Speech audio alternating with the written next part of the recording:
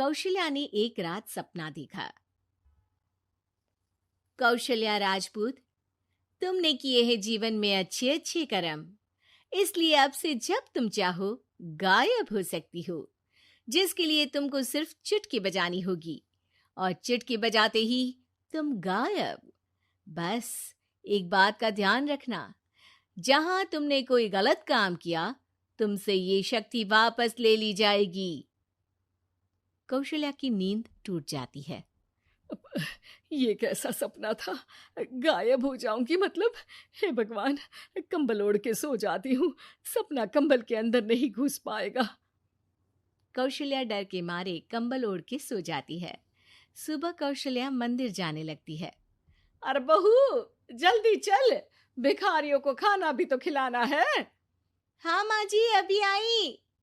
आज तो खीर और पूरी बने हैं, सब खुश हो जाएंगे। दोनों सास बहू कार से खाने का सामान लेकर मंदिर पहुंचते हैं और भगवान की आराधना के बाद मंदिर के बाहर बैठे भिखारियों को खाना खिलाने लगते हैं। दीदी, आप हर हफ्ते आते हो, इतना सारा करते हो हम लोगों के लिए। मैं आपके लिए रोज अलग से दुआ मांगता हूँ। ये तो फर्ज है हमारा। दीदी, थोड़ी पैसों की मदद हो जाती तो अच्छा होता। बड़े चौराहे पे मेरी बीवी भीख मांगती है, उसका इलाज करवाना है, 100-200 रुपए लग जाएंगे। कौशल्या उसी वक्त भिखारी को 500 का नोट दे देती है और दोनों सास बहू वहां से लौटने लगती हैं। तभी कौशल्या को कोई शंका होती है। अब बहू रुक, तो मैं अभी आई। कौशल्या वापस वहीं जाती है तो देखती है कि भिखारी वहां है ही नहीं। कौशल्या को रात का सपना याद आता है। वो चुटकी बजा के गायब हो जाती है और सीधे भिखारी के पास पहुंचती है, पर भिखारी को वो दिखाई नहीं देती। कौशल्या देखती है कि भिखारी उन पैसों से शराब खरीद रहा है और कौशल्या उसे वहीं एक चाटा मारती है। अरे कौन है बे? एक और चाटा पड़ता है। अरे कौन है? कौन है? हिम्मत है तो सामने आओ। भिखारी को झूठ बोलने पर तड़ातड़ चांटे पड़ते हैं। वो वहां से भाग खड़ा होता है। कौशल्या चुटकी बजा के वापस बहू के पास आ जाती है और मन ही मन सोचती है, ऐसे तो मैं कितने गलत काम रोक सकती हूँ, कितनी ताकतवर हूँ मैं, किसी को पता भी नहीं चलेगा। सासू माँ, आप क्या सोच रही हो? अब कुछ नहीं, कुछ भी तो नहीं। ठीक है, मुझे ना थोड़े पैसों की जरूरत थी। मेरे कजिन भाई है ना, उनकी तबीयत थोड़ी इधर उधर हो रही है। वो तो खुद से नहीं कहेंगे कि पैसे दे दो, पर बहन होने के नाते मेरा तो फर्ज बनता है ना कि भाई की मदद करूं।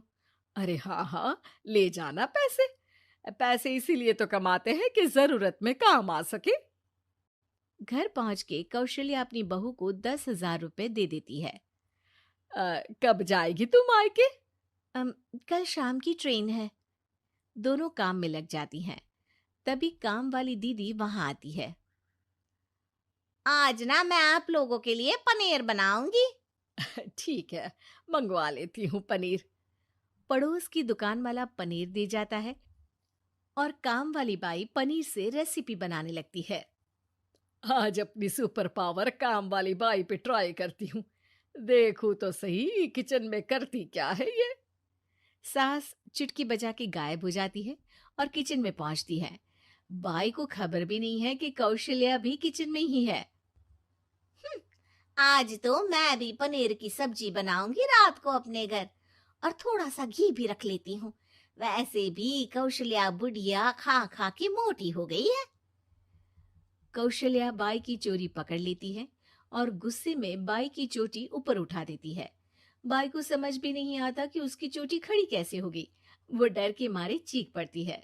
बहू भागते हुए किचन में आती है। अरे क्या हुआ? ये तुम्हारी चोटी खड़ी कैसे है? करंट लग गया है क्या?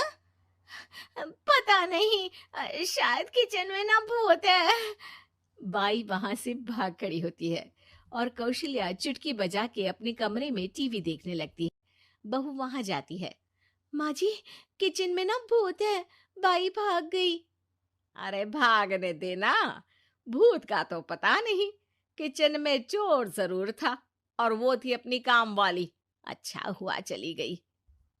बहू को कुछ समझ नहीं आया। उसने किचन में जो देखा उसके सदमे में जो थी वो अभी तक। अगले दिन बहू अपने मायके के लिए निकल जाती है। कहीं भिखारी और काम वाली की तरह बहू भी तो मुझे धोखा नहीं दे रही। अरे कहीं वो पैसे ले जाके शॉपिंग तो नहीं करने वाली ना।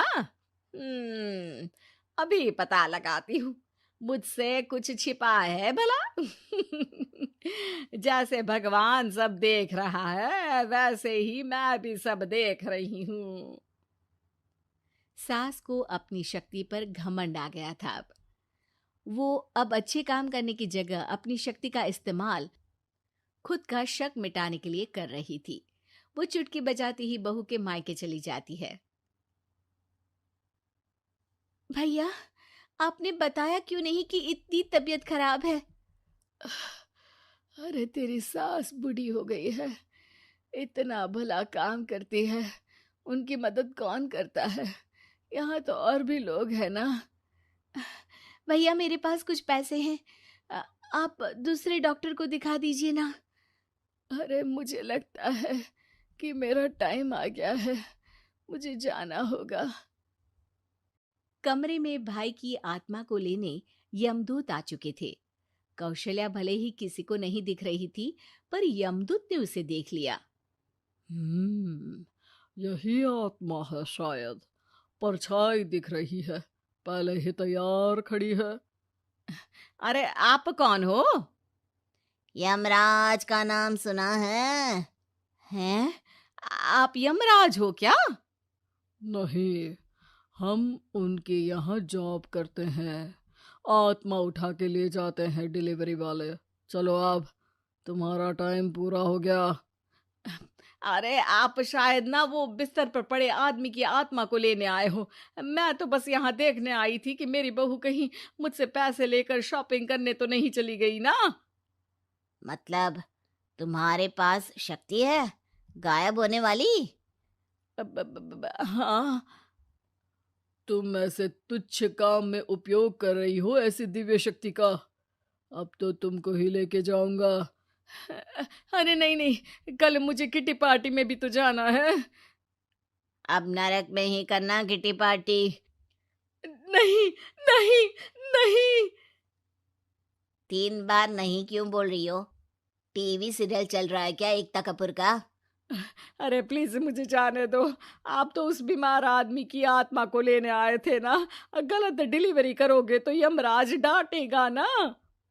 बात तो सही कर रही हो, पर हमको उस पे दया आ गई। अभी उसकी उम्र ही क्या है, पर कुछ तो लेके जाना पड़ेगा ना। एक काम करो, अपनी शक्ति दे दो, गायब होने वाली। हैं?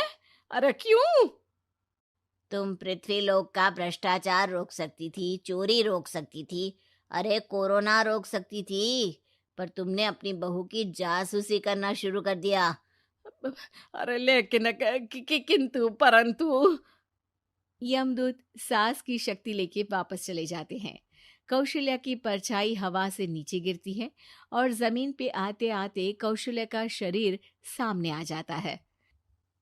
अरे लग गई, कितने ऊपर से फेंका। माँ जी, आप यहाँ ऊपर से कैसे गिरी?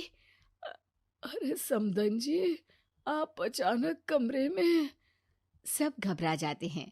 सास बहू को सारी बात बता देती है। ये लो आपके 10,000 रुपये। आपको मुझ पे इतना भी भरोसा नहीं है? अरे बहन, मुझे दर्द नहीं हो रहा है अब, अचानक से सब अच्छा होने लगा है। अरे तो फिर बिस्तर से उठ जाओ और मुझे लेटने दो। गिरी हूं ऊपर से तो पूरा बदन दुख रहा है। भाई को तो यमदूत ठीक करके जाते हैं, पर कौशल्या देवी दर्द के मारे बिस्तर पर आ जाती हैं।